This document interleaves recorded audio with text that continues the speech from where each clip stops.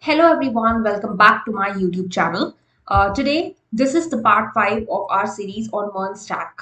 So basically, in the previous video, I've explained you about the front end web development, wherein I demonstrated the code and explained you why we are using certain libraries in React.js and also followed by in the client side. So basically, in the client side, we had these folders which I explained what are the components we contain, how to create functional components, how they are different from class components, and so on. So today's video is dedicated to server-side web development, basically the backend. So as I told you that in the backend that we need to have the server side. So basically, I've divided our VS Code, the command prompt. I have two command prompts here. This is for the client side and this is for the server side. So here, this is what I'm going to be explaining in the server side. So I'll just drag it over here because in the server side, I'm going to code. So basically, if you want to CD or if you want to move into your server directory, because there are two directories, two folders, you have the client and the server. So in the client now, in my previous video, I explained what all has to be done in the client folder, what packages have to be installed, and how what is the code which is to be written in the client side. Coming to the server side, where we are using Node.js and expressjs, it is where we are going to also use a certain library called as Mongoose, which is actually used for interacting or basically to link or connect our MongoDB database with the backend, which is Node.js. So without further ado, we'll just get into this over here. So we are CD, or we are changing our directory into the server. So that's why I'm just writing CD server. Once you get into your CD directory, this is what we have the CD or we have in the server directory. So in our server, I have these particular subfolders. If you see, this is the config. So basically, you need to understand that although I have the everything set up in my system, but if you want to build something from scratch, if you want to replicate this code on your machine from scratch, then the libraries to be installed are this way. So basically, for installing anything, you need npm, which is Node Package Manager, and you have to write npm I. I stands for nothing but install. So you can either write install or I, the short form. So npm I, and the package is to be installed in the backend. Like in the front end, we had installed React.js, right? You write create React app, and then it automatically creates a React app for you. And the React related packages like React Rotodom and so on will get installed there. Even Axios was one framework which we saw, a library which we saw. We had to install it or import it into the client side. In the server side, what else do we need? We need these particular libraries, which are Express, which will be our main web development framework. As I've already explained you in the theoretical part, that Express is the main framework for built on top of Node.js. So if you say here, Express is a main web development framework built on top of Node.js. So we have here Express, and then we have to also install Mongoose. So Mongoose is basically for linking our Node.js with the backend, right? Our backend, which is Node.js, to our database MongoDB. So you have to install Mongoose over here, install Express Mongoose, and there is another library which is config. Config is basically for config, as the name says, it stands for configuration. So for defining any default parameters to pass in any default parameters for your application, you need this particular library config. And I'll also be explaining you in config what are the all the files in this particular subfolder, what are the files you have to put in. So you need config, you need Mongoose. Mongoose is especially, to, as I've told you, to link it with MongoDB, since we are using that. And there is another one which is body parser. So body hyphen parser is another library you have to install. I'm not going to click enter because it will then install all these for me. But since I have everything set up already in my system, I'm not going to do that. So body parser is basically to get our request, to pass in the body of a request, or to get our requests which we are passing in. So these are the four libraries, which is Express, Mongoose, Config, and Body Parser, to be installed in the backend. Once you have installed this, there is another particular library called as nodemon to be installed. So basically, it is an optional for you. You may or may not install nodemon. What is nodemon? You can just have a look. This is way nodemon spelling, by the way. So if you want to install nodemon, it's like npm I. It's the same way. It's like npm install, npm I, and followed by hyphen capital D and then nodemon. This is the way you're installing nodemon. Now nodemon is basically, if you're changing any code in your source code repositories, right? You're changing any code.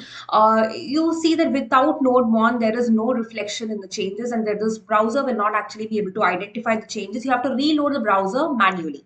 But then when you're actually installing nodemon into your system, you see that without even in restarting your server manually, it actually, this with the help of nodemon package, it actually automatically restarts your browser. It sees that there is a change in the code, in the source code, and then it will see that after that change, wherever the change part is there, or wherever there is a change which is necessary, it will actually restart your browser, and you need not actually refresh it. You will see that dynamic changes are happening. So that is the beauty of nodemon. So that is something to, to be installed. Once you have installed nodemon, you come to the package.json file, because this, as I told you, package.json is there even in the client side as well, in the server side as well, right? Whenever you're installing any package, you have the package.json, which is having all the dependencies, the version and all. So when you see here, when you have installed nodemon, you have to get into the scripts part of it. Initially, you don't have start and app. These both will not be there initially. Remember that we only have the test. But then, because you have installed nodemon, you have to write these two particular lines inside scripts. So remember, this is the way. So since you're using nodemon, you have to just write start node app.js, which is a key value pair, then app colon nodemon app.js. So this is basically serve app.js is the entry point basically, right? So we have something called as entry point, the version, dependencies, everything which is there in this package.json file. So in app.js, which basically serves as the entry point to your web application server side. So I hope I've made that clear to you. So once that this installation is done in the server side, this is what all to be installed. The 4 packages and nodemon will do the work in the server side. Now coming to the packages. Now let me just explain you, inside the files, how is the code, so that each step of the code I can explain it to you what it is standing for. Basically in config, which config was basically for defining the default parameters of application. You have db.js and defaults.json. This is a JSON file. Now, basically, there's a difference between a JSON, right? You have difference between JSON, XML, HTML. There are different data formats. So JSON is basically JavaScript object notation, or you have something as a key value pair. But since it's coming under the config folder, every credential, or basically your link which you have, the URL which is actually used for linking your backend with the MongoDB. When you are actually making a cluster, since I've explained you in the MongoDB NoSQL database how to create clusters in MongoDB Atlas, you will also get a URL. Remember, I told you how to connect with your backend. There is a particular URL or connect with the driver option over there in the MongoDB Atlas database. So when you see that, you will have a particular URL. That URL is specific or unique one to you, so that should be confidential. So in that will be inside default.json, because if not, that will be serving as the default parameter. If there is no URL passed in, then that will be used as a default argument. So I will not be opening default.json. It's simply the URL which you are passing as that will be the default.json. db.json is something where you are actually linking your database. So this, you will understand what I'm talking about here with the Mongo URI. So there is something like, if I'm pretty sure that you must be familiar with the syntax of JavaScript by now. I've also explained you the React part of it. So when you see over here, this is you're declaring variables. Const Mongoose is equal to require Mongoose. This is the way, even for Express, you have to use this particular syntax which says require Mongoose, right? Require Express. So you're going to write Mongoose is equal to require Mongoose. Similarly for config, and db equal to config.get, since you're passing in the get request for the db. Then Mongo URI. Mongo URI is the one which we have put in the default.js, right? In the default.json. Default.json is it's only Mongo URI colon and followed by the link which is to your MongoDB, connecting to your MongoDB Atlas database. Now const connect db is equal to async. Now there is this async await methods, right? You have this promise based request. So you have async and await to be followed over here, because you're passing in asynchronous calls, right? So because I've told you, nodejs is basically event driven and also handles asynchronous requests. So when you're passing in these methods async and await, you're writing enclosing its inside try and catch, basically for error handling mechanisms. So this is the middleware management which I was talking in my first part or the second part of the video. So try mongoose.set. This is the way you are actually linking your database. So you can have a look over here, you can take a snap or screenshot as to how you can actually write this code in order to link your, because this is a boilerplate code, I believe. See, this is a standardized code that anyone can follow in order to link their database. So this is from here, Mongoose config db, then config db equal to async, and then over here mongoose.set strict query true, Await, you're passing after async, there is await, it serves as a promise. Then mongoose.connect. This is very important because this is actually used for connecting your database to the backend. Now, new URL parser should be equal to true, set to true. Then console.log MongoDB is connected. So this is basically, when your MongoDB is successfully connected, how do you actually get to know it's successfully connected? If this particular message is displayed in the output, okay, even in the VS code, this particular thing should be displayed, which is MongoDB is connected, which will indicate that your database has been connected successfully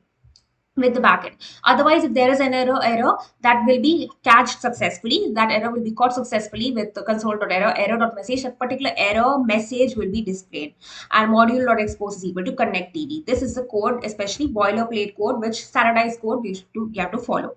Now, this is all about, in db.json, which is especially for linking with the database using the Mongoose library. Now, after this, we have something called as the models. Models is basically, you have all, since in my client side of the, client side, I've shown you what all other models we are using. Inside over there, we had something called as, if you remember, in the public file, I had something called as, okay, in the SRC, I showed you there is something called as a components folder, right? In components folder, you have book card, create book, all these are the five different components, basically for performing CRUD operations. We have this library of books where we can add book, create book, update the details of the book, and delete book, and also show the list of the details of the book.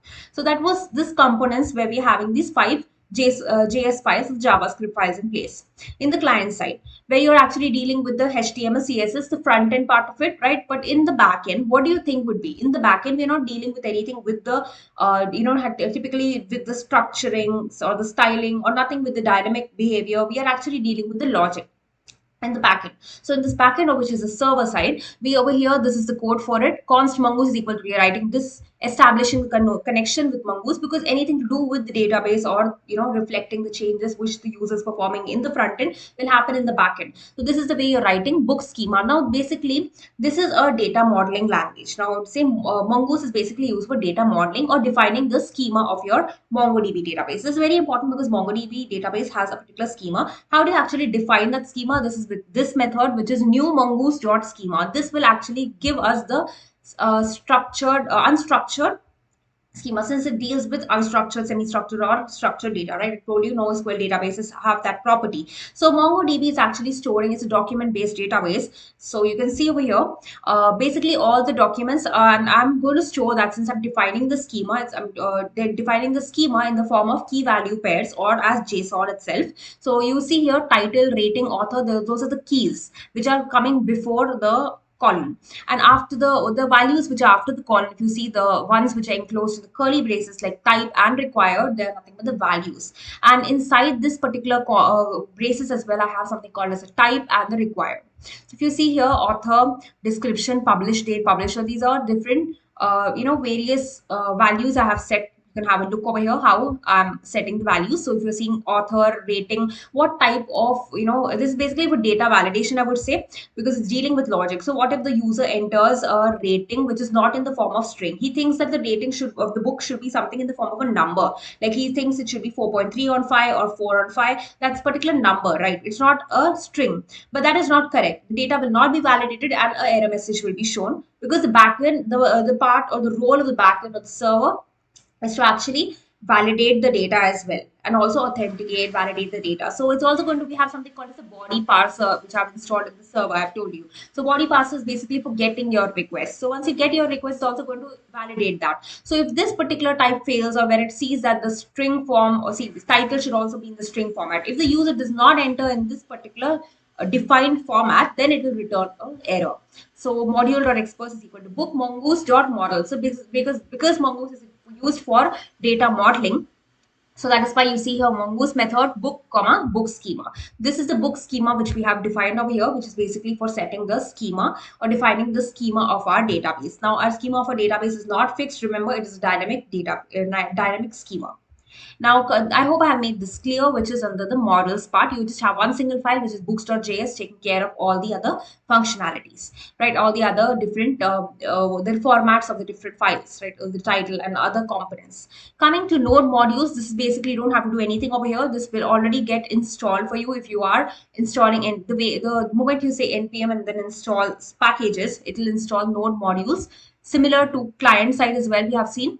Coming to roots, in roots you have the subfolder which is api. Now basically roots are basically for redirecting, I would say, or for routing whenever you are using the purpose of components which are linking, or basically in order to navigate between the different sections of your application, you're actually having roots over here.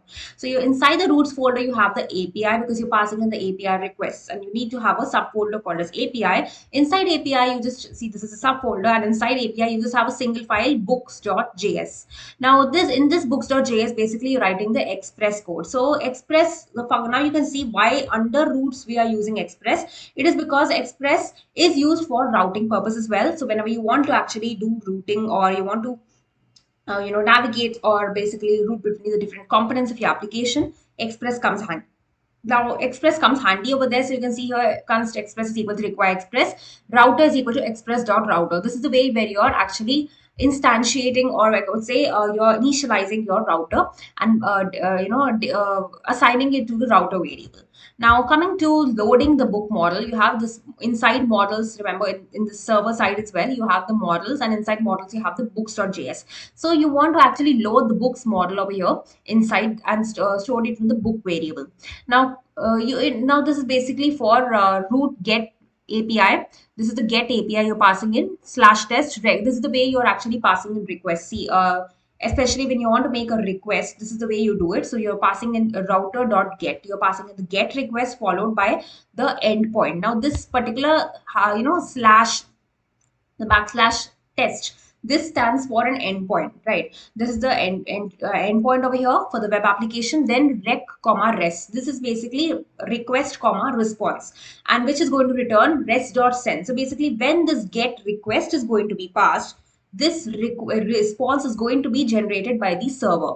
Now what is this response? It is book root testing. This particular is the response or the message which will be passed by the server. It will be returned by the server upon passing in, when the client passes the get request. Okay, now coming to the next get request, which is passing in this particular entry endpoint, then rec comma res book dot find. Then inside book dot find, you're writing dot then dot catch, because what will happen when this particular get request with this particular entry point is passed, then it is going to response.js books. It's going to actually return the books firstly. So this is basically for your home directory. So like simply a slash is for your home directory or the root directory. So when you actually open your application, what will happen? So you'll see the list of the books firstly displayed, right? The details of them as well. So in order to get the books, you're writing, and in the form you're storing it in the JSON form. So it's rest.json, because output will be returned by the server in JSON.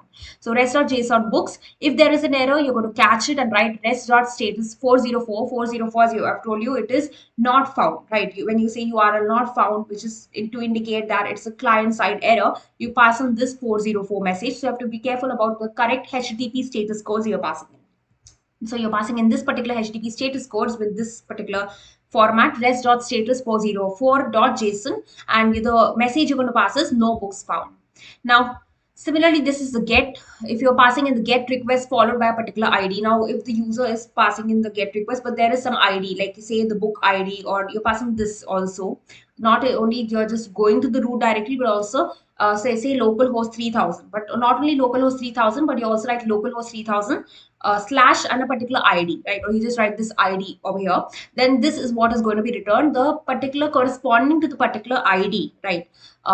Which is serving something like the unique key or unique identifier for a particular book in the list. That the details of that particular book only will be returned. So if the ID is not matching, or the ID does not exist in the list of books, then it, or the collection of books, then it's just going to return a message which says no book found. Or else if there is a book which exists with a particular ID, then this is what is going to be returned in the response, which is rest.json is going to be returned in the JSON format, and the particular book with the corresponding ID will be returned. Coming to the next, which is post request. Now that you've understood what is get request used for, so fetching or retrieving data, post request is useful for creating a book or creating a new data. When you want to insert a new record into the database, the database is basically a collection of records. So a collection over here is a collection of books. So when the database is, if you want to insert a new book or you want to create the details of a completely a new book, you pass in, the client has to pass the post request, and this is the entry point to that, the endpoint, and then rec dot comma res. Book dot create is what is going to be used here instead of book dot get, right? So we're going to pass in the create method and rec dot body. So this is what book added successfully will be the message when you're adding a book, and if there is an error, similarly you're going to catch it with this particular line of code.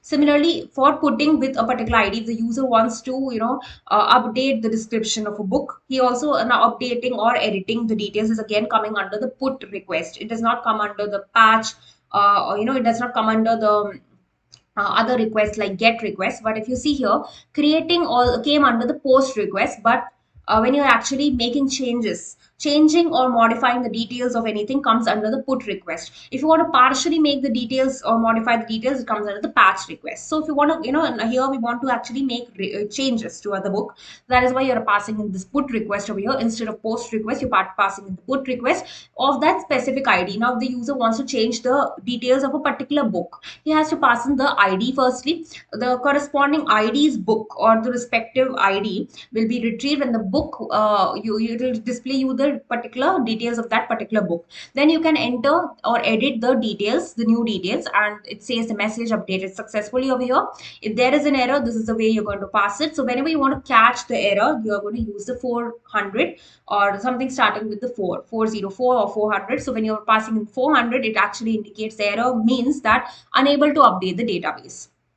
That's what it is. And then remember that when you're actually passing in the logic for the server, or what the response has to be returned by the server, always remember, after you pass in book.find, the method, you always, after invoking the method, write a dot then statement, and then inside the dot then, inside the, as a parameter to then method only, you will pass in what the response should be like. So if you pass in book and the arrow function rest.json, you actually telling the server, or you're actually indicating that the server is going to return this particular message, which is updated successfully in the JSON format in the response. Now coming to get, this is basically for deleting, this is not get, by the way, this is delete. And this is a delete request. So when you're passing router.delete and then the ID, if you want to delete a particular book, with a specific ID, you pass in this way. So say localhost 3000 slash and the particular ID of the book you want to delete. Then pass in this method dot then dot catch module dot expose is equal to router. This is the entire code for actually doing the functionality for routes, which is very important when you're handling all the server logic. And they're very simple. As you can see, you're just passing in the request and the response, body of request and response, then dot then method and the catch. Inside then method, you're actually telling, or you're actually passing in the response what has to be returned by the server by saying rest.json and then followed by the message. Now coming to app.js, this is a separate file which has to be installed in the root, it has to be created in the root directory itself. So when I say root directory, it's inside the server itself. Now inside the server, it's not, the app.js should not be in a particular folder, it should be out of them. So if you see app.js, you're passing, this is what you have to install. Now firstly, now CORS will not be there initially, so you have to install CORS into your setup environment ID. So when you want to install CORS, it's simply npm I or npm install CORS. Now CORS stands for cross origin resource sharing, basically, which allows if you want to share, or if you want to see that there is a domain access from other domains, or you want to other websites or other users from coming from the other domains servers to be accessing to be able to access your web application, you need to set something called as cross origin resource sharing, so that this particular resources can be shared with someone user who's from a different or from a cross origin or from a different server altogether. That is the reason you have to install that. And then const CORS is equal to require CORS. So whenever you want to actually import that into your environment, this is the way you're doing it, require. Then roots, you're setting the roots over here, since you have to pass in it. Similarly, you write require, then roots API books, const app equal to Express, because you are actually instantiating, or you are initializing the app by calling in this express method.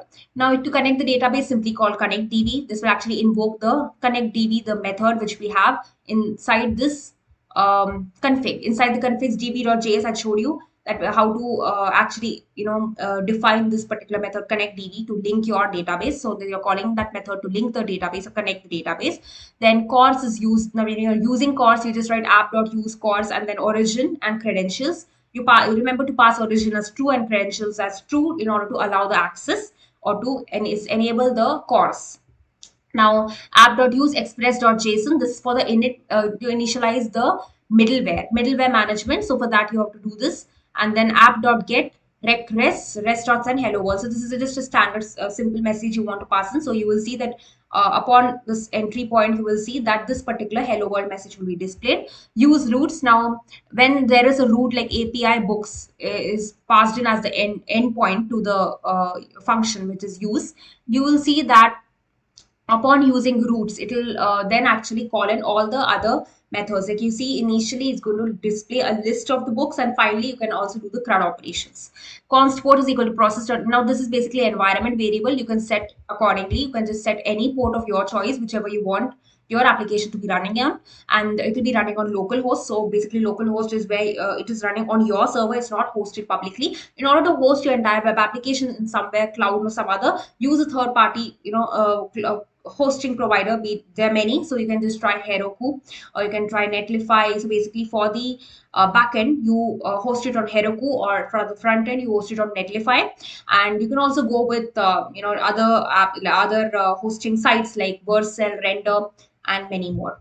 Then app.listen, port, and console.log, server running on port. So that particular port, this is the environment variable.